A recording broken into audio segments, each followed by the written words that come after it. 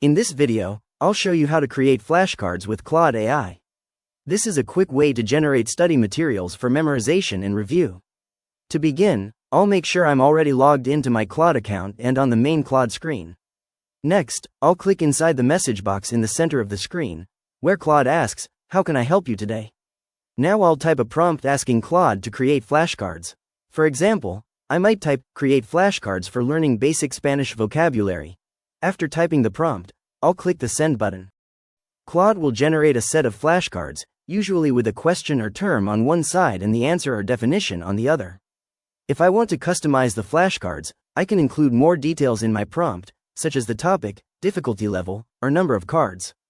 For example, I might type, "Create 20 flashcards for biology terms." Claude can also format the flashcards in a clear front and back format for easy studying. Once the flashcards are ready, I can copy or download the content and use it for studying or import it into a flashcard app. And that's it. I've successfully created flashcards using Claude AI.